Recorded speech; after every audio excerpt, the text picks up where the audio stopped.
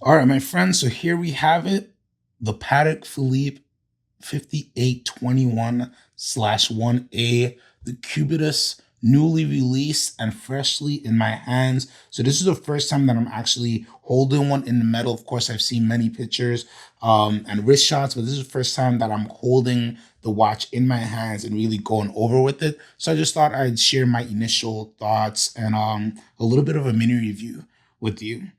So first off, I think I like the watch. I can go out on a limb and say that I'm a fan of this watch. I think the biggest issue a lot of people will have with this watch is it's square. So if you're not somebody who enjoys a square piece, this really is not going to really do anything for you, obviously. But once you swallow that grain of salt, at the end of the day, it is a Patek Philippe. What that means, it's going to be really well built and well designed. And I'm actually a fan of square and unique shaped watches. So this is really right up my alley. First, let's just go on with the dial. Very Nautilus-esque. It is Nautilus-esque, just a little bit shaped differently. And we're using the green dial, that olive shade of green that we first saw in the 5711 last series that they did. And I really, really enjoy it when the watch.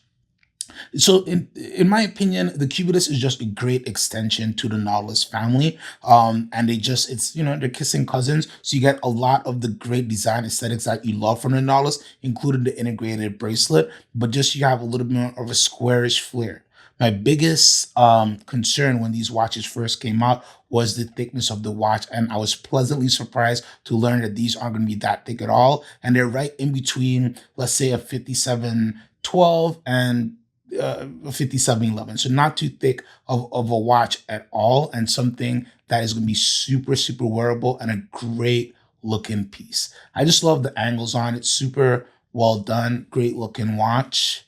And again, it's Patek. So I knew out the gate it's going to be well done and look good. But again, the biggest concern would be if you like square watches or not. Tell me what you think. Do you like the Cubitus or is it not for you? Comment, like, and subscribe to see many more videos just like this.